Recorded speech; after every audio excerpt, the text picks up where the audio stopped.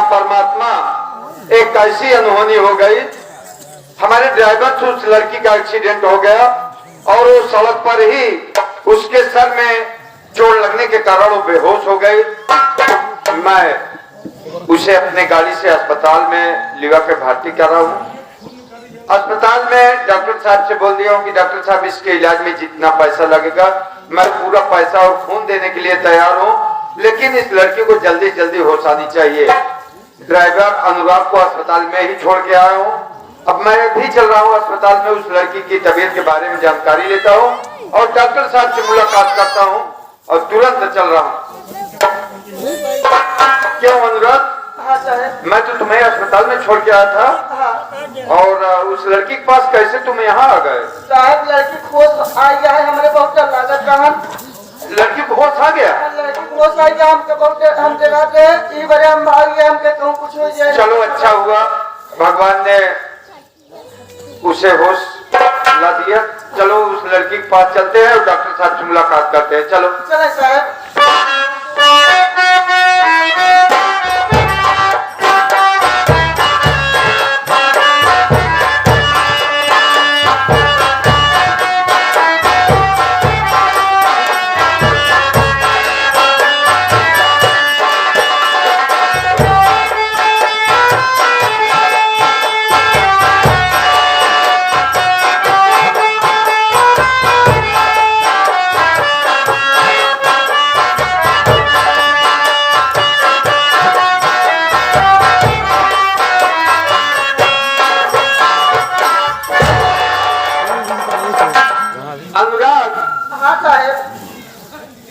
Doctor साहब बोले हैं कि इसके सर में चोट लगने के कारण इसके दिमाग और आंख पर भी असर पड़ सकता है।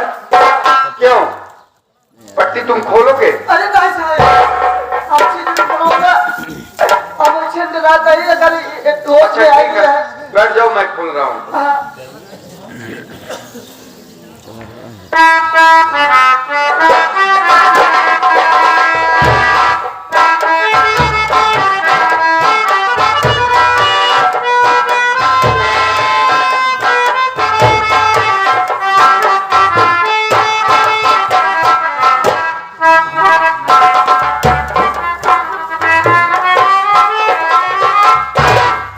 अपने आप को धीरे धीरे खोलो।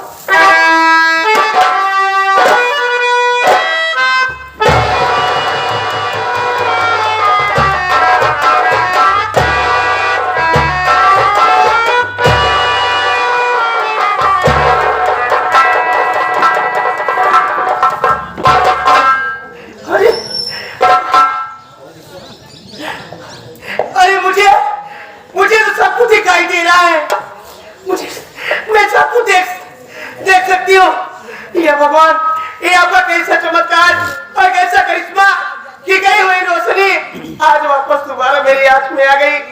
मैं पूरी दुनिया को देख सकती हूँ, मुझे सब कुछ दिखाई देने लगा। क्यों?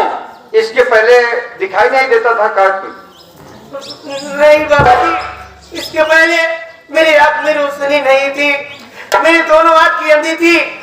लेकिन आज भगवान भोले बाबा का ऐसा आशीर्वाद, माता रानी की ऐसी कृपा कि मेरी आंख में रोशनी आ गई और मुझे सब कुछ दिखाई देने लगा। लेकिन आप कौन हैं? ये मैं कहाँ आ गई हूँ?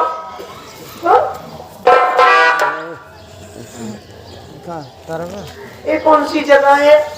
बेटी, तुम्हारा एक्सीडेंट हमारे गाड़ी से हो गया था। क्या मेरा एक्सीडेंट आपकी गाड़ी से हो गया था? और तुम्हारे सर में चोट लगने के कारण तुम सड़क पर ही बेहोश हो गई थी। मैं तुम्हें अस्पताल लिया गया, अस्पताल में तुम्हारा इलाज हुआ। इलाज के बाद तुम्हें होश आ गया। अच्छा हुआ, परमात्मा ने तुम्हारे दोनों आंख की रोशनी भी वापस कर दी। अब तुम अपने घर का पता बताओ, अपने परिवार वालों के बारे में बताओ, मैं तुमको तुम्हारे घर और परिवार में छोड़ देता हूँ। लेकिन मुझे आप ये बताइए, मेरा एक्सीडेंट आपकी गाड़ी से हो गया? हाँ, हमारी गाड़ी से हो गया था। क्या गाड़ी आप चला रहे थे? नहीं, गाड़ी मैं नहीं, मेरा ड्राइवर अनुराग गाड़ी चला रहा था। गाड़ी आपका ड्राइवर अनुराग। हाँ हाँ। लेकिन अब तो अकेले आपकी ड्राइवर साहब कहाँ है? क्यों, क्या हमारे ड्राइवर से मिलना चाहती हो क्या? हाँ, मैं उनसे तो बातें करना चाहती हूँ। अच्छी बात है। अनुराग इधर आओ। किस लिए डर रहे हो? आओ।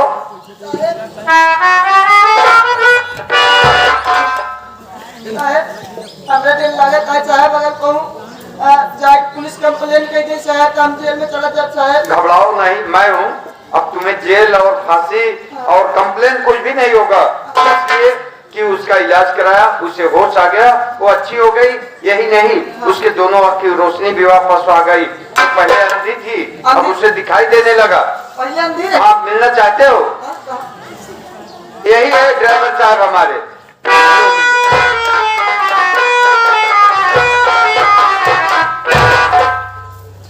भैया का गाड़ी तो चलाते हैं? हाँ, हमारी गाड़ी चलाते हैं। अच्छा ये बताओ भाई, हम तो आनर रावने का तू आनर रहा जैसे लड़ाया, जैसे धक्का मारे, अगर हम मर गए तो मेरे घर के जवाब दे जा। कि जब कहा थे गाड़ी हम चलावे लगे थे, जब चलावा हम आपकी कोर्ट पे आए लगा था, तो हम हाथे से स्केलेटर दबाव चालू कर दिए। जब हाथे से स्केलेटर दबाव चालू कर दिए, बदले हम तू आए, वो आगे वो आगे स्केलेटर हो जब आई बतावा तू आंखें तोरे आंखें देखा ना, अब देखे लगी यहाँ पूरा देखा लगा सब कुछ देख, हमारे लड़ाई तू देखे लगी ना। अरे हम धोखा लगा दी, धोखा तू देखे लागू, तोरे आँखी में रोशनी आ गई। दरअसल में बात ये है कि हमारे बाबू जब मरे लागे हैं तो हमका अच्छा बात कहन है साहब। क्या? आज वही बात ख्याल आई गई। कौन सी बात? वही बाबा वाली बात ख्याल आई गई। बाबा वाली? और का कैसी बात? जब बाबा मार मरे लागे ना, मरे से पहले हमका बात बताए गए हैं। कहन बेटवा तोहार ऐसा नक्षत्र में पैदाइश भैया है, जब तू गरा के मेल होत रहन है तब तोहार पैदाइश भई है। इस समय तोहार पैदाइश भई कि अगर जेकर तू लड़ाई देबे तो अगर हमेशा तू गड़िए जिंदगी में चलाऊगा, गाड़ी चलावत समय जेकर तू एक्सीडेंट कर देबा, एक जान ले अगर वो गोड़े से लंगड़ा रहे तो ओकर गोड़ सही हो जाए, आँखी के आधा रहे तो ओकर आँखी सही हो जाए, अगर काने के बहिर रहे तो सही से ओकर सुनाई लागे। ए अनुराग, तुम्हारा कहने का मतलब कि जो पैर से विकलांग रहेगा उसको लड़ा दोगे तो पैर ठीक हो जाएगा? अरे उसका हाथ पैर बिल्कुल टूट जाएगा, वो मर जाएगा। सबसे पहले तुम ट्रायल करो अपने पिताजी के ऊपर। तुम्हारे पिताजी को सुनाई कम देता है, पहले उनका एक्सीडेंट करो, देखो सुनाई देता है कि चले जाते हैं स्वर्ग को। अरे नहीं साहब, हमारे पापा के एक काने सुनाते, काने सुनाते, अगर जे दुई काने के बही रहा था वो ओका सुनाई लागे साहब। और का चलता है भारत लाल के ऊपर ट्राई करके देखा क्या होता है। बाबूजी आज यही जानना चाहते हैं, मैं अपना नाम गाँव पता बताऊं। हाँ, मेरा नाम किरण है, मेरा नाम किरण है, मैं चंदनपुर गांव की रहने वाली हूँ। घर में मेरी माँ है, मेरी माँ का नाम पार्वती है। क्या? पार्वती। बाबूजी और मेरे घर में कोई नहीं है, मेरे घर में बहुत बड़ी गरीबी है और मेरे घर का खर्च नहीं चल रहा था। मैं अपने गांव में दूसरे क्या काम करने जाती थी। मेरे मालिक का नाम बाबू शेख नारायण था, घर में मेरी मालकिन थी, मेरे मालिक के पास एक बेटा था जिसका नाम चंदन था। चंदन भैया के घर की मैं नौकरानी थी, लेकिन चंदन भैया मुझे अपनी नौकरानी की नजर से कभी नहीं देखे, मुझे अपनी सगी बहन से बढ़कर प्यार करते थे। लेकिन एक दिन की बात है, मेरी मालकिन मुझे मार रही थी, चंदन भैया आए बचा लिए, 2-4 शब्द कह दिए और मालकिन को बुरा लगा, जाकर के मालिक से शिकायत कर दी और मालिक ने गुस्सा करके चंदन भैया को उल्टी सीधी बात बोलने लगे और यहाँ तक यह भी कहने लगे कि हरामखोर, तूने अपनी माँ को गाली दिया, मुझे गाली दिया, एक बात सुन ले, तू मेरा सगा औलाद नहीं है। मैं काशी विश्वनाथ मंदिर में दर्शन करने गया था, वहीं से मैं तुझे पर्वत उठा करके लाया था, मैं सिर्फ तेरी परवरिश किया हूँ, तू मेरा सगा औलाद नहीं। छोड़ करके यहाँ से चला जा। चंदन भैया घर छोड़ करके चले गए और आज तक दोबारा लौट करके घर नहीं आए। बेटी किरण, हाँ, क्या कह रहे हो कि जिसके घर में नौकरानी थी उनके बेटे चंदन आपको नौकरानी नहीं एक बहन समझता था? हाँ, हाँ। बेटी, इसी भाई बहन के रिश्ते को बरकरार रखने के लिए उन्होंने अपना गांव, परिवार, अपने माता पिता को छोड़कर चले गए। हाँ। इतना दिन हो गया, क्या कभी उस भैया की तुम्हें याद आई? अपना सब कुछ न्यौछावर कर दिया तुम्हारे लिए। अरे बाबूजी, आप कैसी बात कर रहे हैं? अरे जो भाई अपना सगा न हो करके सगी से बढ़ करके प्यार दिया, भला बताओ उस भाई की याद क्यों नहीं है? तो अपने भैया चंदन से मिलना चाहती हो? लेकिन उसके पहले आपसे विनती है, प्रार्थना है, मेरी आंख में रोशनी आ गई है। मैं सबसे पहले मैं अपने भैया से ही मिलना चाहती हूँ। मेरे भैया कहाँ है? तो अपने भैया चंदन से मिलना चाहती हो? हाँ। ठीक है, मैं तुम्हारे भैया चंदन को बुलवाता हूँ। ठीक है, बोल रही है। बेटा चंदन,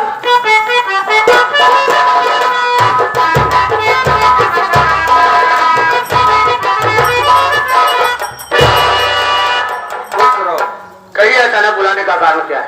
बेटा चंदन, जिस वक्त आप मेरे पास आए थे तो यही बता रहे थे कि मेरे घर में एक नौकरानी है जिसे दोनों आंख से दिखाई देता नहीं है। उस नौकरानी को नौकरानी नहीं बल्कि तुम अपनी सगी बहन समझता था। उसी भाई बहन को पवित्र रिश्ते को बरकरार रखने के लिए आपने अपना घर, अपने परिवार, अपने माँ बाप को छोड़कर हमारे पास चले आए। इतना दिन हो गया भाई बहन के अलग हुए, क्या कभी उस बहन की याद आती है तुम्हें? बड़ी सोचने वाली बात आपने कहा। जिस बहन के लिए मैं अपनी जान की कुर्बानियां आज भी दे सकता हूँ, भला उस बहन की मुझे याद कैसे नहीं आएगी? जब उसकी याद आती है, अकेले में बैठकर आंसू बहा लेता हूँ, अपने गम को मिटा लेता हूँ। अपनी बहन से मिलना चाहते हो बेटा? क्या? मेरी बात तो सुनो।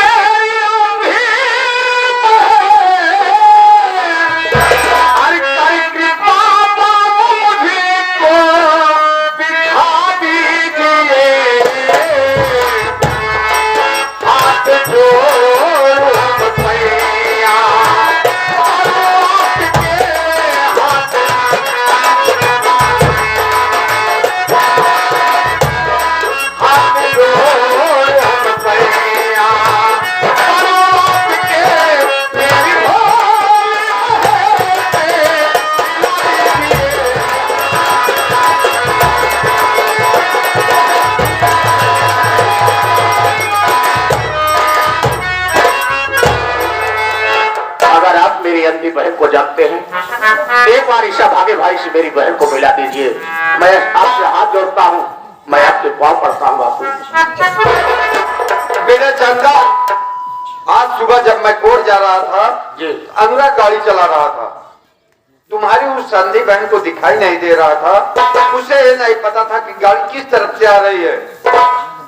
अनुराग ने बहुत प्रयास किया, बहुत कोशिश किया, परंतु वो बचा नहीं पाया। तुम्हारी अंधी बहन का एक्सीडेंट हो गया। मेरी बहन का एक्सीडेंट हो गया? हाँ। कहाँ है मेरी बहन की सालात में? मेरी बहन एक्सीडेंट होने के पश्चात उसके सर से काफी खून निकल गया और वो सड़क पर ही बेहोश हो गई। मैं उसे अपने गाड़ी से लाद कर अस्पताल लिया गया, अस्पताल में भर्ती कराया, उसका इलाज हुआ। इलाज के बाद उसे होश आ गया। होश आने के पश्चात डॉक्टर साहब ने बोले थे कि इसके सर में चोट आने के कारण इसके दिमाग और आंख पर भी असर पड़ सकता है। उन्हीं के कथनानुसार उसके दोनों आंख की रोशनी वापस आ गई और वो सबसे पहले अपने भैया चंदन से मिलना चाहती है। आपके मुखारबे से सुनने के बाद मुझे बड़ी अपार खुशी हुई। मेरी अंधी बहन दुनिया देखने लगी। कहाँ है मेरी बहन? मिलवाता हूँ। बेटी किरण, देख तेरा भैया तुझसे मिलने के लिए कितना बेचैन है।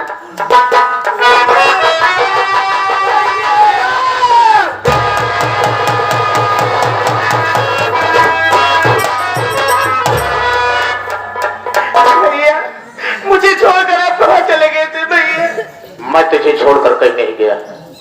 ये मेरी बदनसीबी है कि मुझे दूर कर दिया। लेकिन भैया देखिए, भगवान ने मेरे जीवन में कितनी बड़ी खुशियां ला दी। मेरी गई हुई रोशनी वापस आ गई। अब मैं दुनिया को देख सकती हूँ। जी हाँ। लेकिन भैया क्या? मैं सूरज को ढूंढने जा रही थी और मैं समझ नहीं पाई, मेरा एक्सीडेंट हो गया। इस सूरज की बात कर रही भैया? कौन है सूरज जिसे ढूंढने जा रही? अब मैं आपसे कैसे बताऊं भैया? अगर बताओगी नहीं मुझे मालूम कैसे होगा? सूरज एक नाम का लड़का है भैया। मैं उसी सूरज से प्यार करता हूं। ये मैं आता है कि तेरा गला दाब कर इसी जगह बात डालूं। जिस वक्त मैं घर से निकल रहा था तुमसे एक बात करके आया था। मेरे जाने के बाद मेरी मर्यादा को बचा रखना। लगता है तूने मेरी मर्यादा को मिट्टी में मिला दिया है। आप ठीक कह रहे भैया। आपका गुस्सा बिल्कुल जायज है भैया। आप क्या इस दुनिया में कोई भी भाई बाप नहीं चाहता कि मेरी बहन मेरी बेटी गलत रास्ते पे चले। लेकिन भैया सूरज बहुत अच्छा लड़का है भैया। सूरज से प्यार की। सूरज जब तक मेरे साथ था मुझे कभी एहसास नहीं होने दिया कि मुझे दिखाई नहीं देता है। और सूरज ने मेरे साथ इतना बड़ा एहसान किया है भैया। अगर मैं अपनी गर्दन कटा दूं तभी मैं सूरज का एहसान नहीं अदा कर सकती। सफाई देना पड़ता। वो कौन सा तेरे ऊपर एहसान किया जिसके लिए तू इतना परेशान? भैया आज उसी सूरज की देन है कि आपकी बहन आपकी आंखों के सामने। अगर मैं सूरज से प्यार न किया तो मेरे साथ सूरज न होता तो आज यही आपकी बहन किरण बनारस के मशहूर चंपाबाई के कोठे में रहती भैया। तो कौन है हरामजादा जिसने मेरी बहन को चंपाबाई के कोठे पर पहुंचाया? भैया एक आदमी जिसका नाम सुल्तान सिंह है। ओकर ये काम था कि गांव देश की बहन बेटी को बहला फुसला करके पैसे की लालच दे करके ले जाता है, चंपाबाई के कोठे पे भेज देता है। एक दिन मुझे भी जबरदस्ती उठा ले गया चंपाबाई के हाथों में दे दिया। चंपाबाई मुझे देखी, मेरा सौदा कर दिया कि मेरे साथ जो रात गुजारेगा वो मांगी कीमत देगा। न जाने कहां से सूरज खबर पा गया, अपना भेष बदल करके कोठे पे आ गया। मुझे देखा, मुझे पहचान गया और वहां से रात मुझे लिवा करके भाग निकला। मैं बहुत दूर तक सूरज के साथ पैदल आई। मेरा पैर दर्द करने लगा, मुझे भूख लग गई। मैं सूरज से बोली सूरज मुझे कुछ खाना खिलाओ, मुझे भूख लगी नहीं मेरी जान निकल जाएगी। सूरज मुझे बैठा करके चले गए गांव में खाना लाने खातिर। काफी समय हो गया सूरज लौट करके नहीं आए। मैं देखते देखते उठ गई। मैं सोची कि सूरज को ढूंढने चली जाऊं। मैं जा रही थी और मैं समझ नहीं पाई कि गाड़ी किस तरफ से आ रही। मेरा एक्सीडेंट हो गया। वो इंसान नहीं हो तेरी जिंदगी का भगवान जिसने तेरी आबरू को उस कोठे से बचाया। तूने उससे सच्ची मोहब्बत किया तो सुनकर मुझे बड़ी खुशी मिली। भैया क्या? मैं आपके घर में रहती थी। रक्षाबंधन के दिन आपके कलाई में राखी बांधी थी भैया। लेकिन मैं आपसे कोई तोहफा नहीं मांगी थी। लेकिन आज भैया आपकी बहन आपसे तोहफा मांगना चाहती है। बोल क्या मांगना चाहती है? अगर आप मुझे कुछ देना चाहते हैं भैया तो तोहफे के रूप में मेरे सूरज को मेरे पास कर दो भैया। मेरी भोली बहन, अगर आज तूने राखी की बधाई मुझसे मांगा है तो मैं तेरे सपने को जरूर साकार करूंगा। दुनिया के किसी भी कोने में सूरज होगा, मैं वादा करता हूँ कि मैं तेरा सुहाग तेरे पास जरूर ढूंढ कर लाऊंगा। लेकिन भैया क्या? मैं अपने घर जाऊंगी। नहीं बहन, मेरे भी दिल में तमन्ना थी कि मैं तेरी डोली अपने कंधे से उठाऊंगा। मैं वादा करता हूं कि जिस दिन सूरज मिल जाएगा मैं तुझे तेरे घर छोड़ूंगा। तब तक तू मेरे पास रहेगी जब तक सूरज नहीं मिल जाएगा। ठीक है भैया। बाबूजी, बताइए बेटा। आपने मुझे एक बेटे का प्यार दिया। हाँ, आज कई वर्षों के बाद मेरी बहन मुझे मिली। वो अपने घर जाना चाहती है। मेरे दिल में तमन्ना थी कि मैं अपनी बहन की शादी करूंगा, अच्छा घर बसाऊंगा। इसने सूरज से प्यार किया है। हमने इससे वादा किया, जब तक सूरज नहीं मिल जाएगा, अगर आपका आदेश हो तब तक मैं अपनी बहन को इस घर में रहने दूं। बेटा चंदन, इसमें आदेश लेने की कोई आवश्यकता नहीं है। जब तक सूरज मिल नहीं जाता है, सूरज के साथ इसकी शादी करके इसको ससुराल तक पहुंचाया नहीं जाता है, तब तक अपनी बेटी किरण अपने ही घर में रहेगी। और रहा सवाल सुल्तान सिंह का, जिन्होंने इसे तवाब के अड्डे तक पहुंचाया था, मैं आज ही कोर्ट जाकर के प्रशासन को आदेश कर दूंगा कि देश में जितने भी तवाब के अड्डे हैं सभी को छापे मारकर बंद कर दिया जाए। बड़ी अच्छी बात है।